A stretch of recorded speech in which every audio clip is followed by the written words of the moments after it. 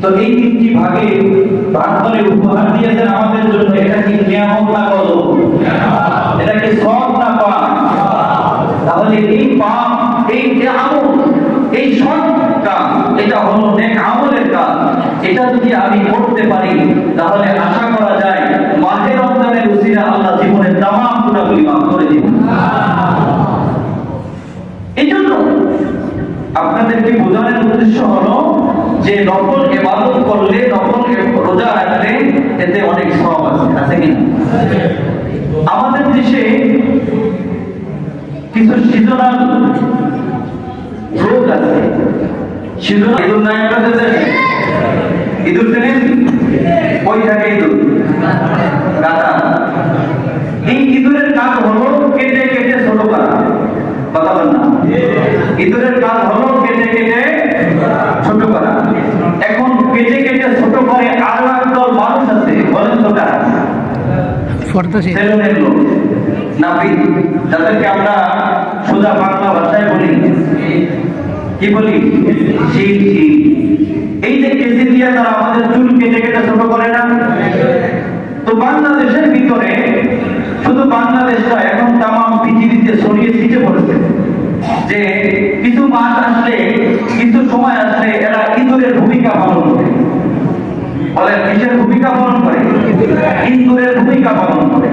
কেমনে? মাহে রমজান মাস আসলে পরে আপনার তারাবি প্রতি কয় রাকাত? 20। সবাই পারে না? কয় রাকাত?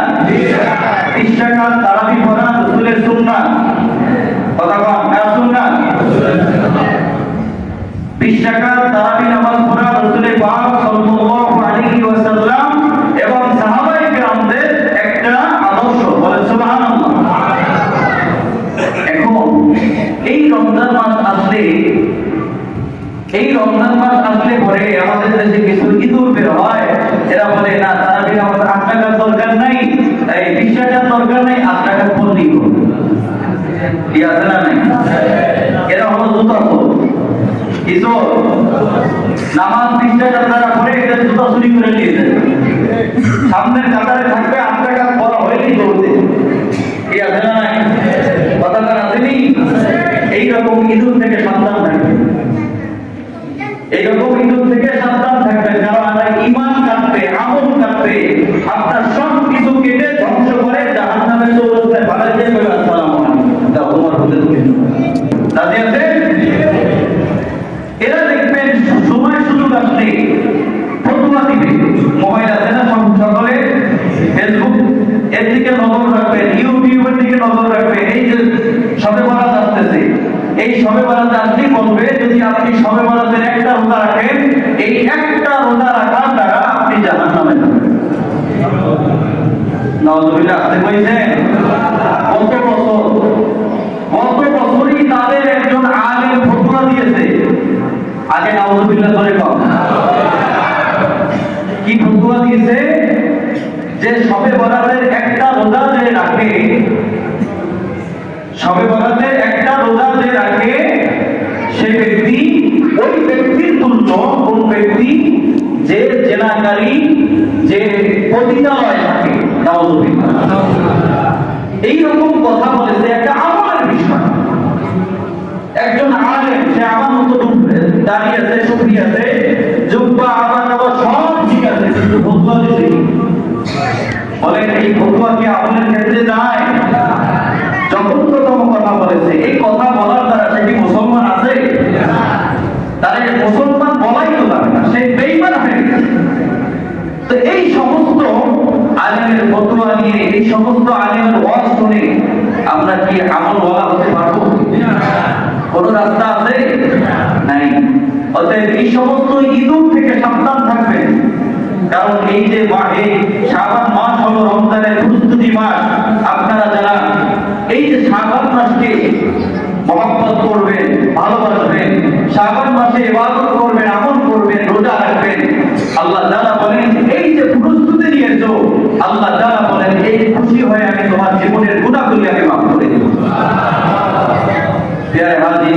তাহলে শাবান মাসে ইবাদত করার দরকার আছে না নাই? বলেন আছে না নাই? সম্মানিত হাজির, রাসূল পাক সাল্লাল্লাহু আলাইহি ওয়াসাল্লাম শাবান মাসকে দুই কারণে বেশি গুরুত্ব দিতেন। সুবহানাল্লাহ। কয় কারণে? দুই কারণে বেশি গুরুত্ব দিতেন। কেন? ইমাম রজব হাম্বলি তার কিতাব তায়ফুল মাআরিফ 130 পৃষ্ঠায় শামেলা শাবান মাস সম্পর্কে কেন এত গুরুত্ব দিতেন এটা তিনি বুঝিয়ে গেলেন।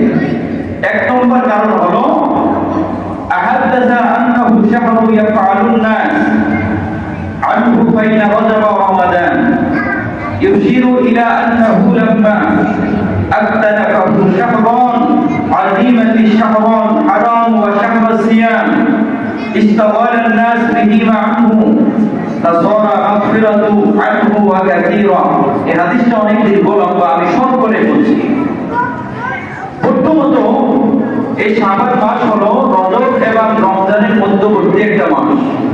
শাবান এবং রজবের মধ্যবর্তী একটা মাস। রাসূল পাক সাল্লাল্লাহু আলাইহি ওয়াসাল্লাম বলেন, আমার উম্মতের ভিতরে কিছু মানুষ থাকবে যারা এই মাস সম্পর্কে উদাসীন, মানে এই মাস সম্পর্কে তারা গুরুত্ব দিবে না।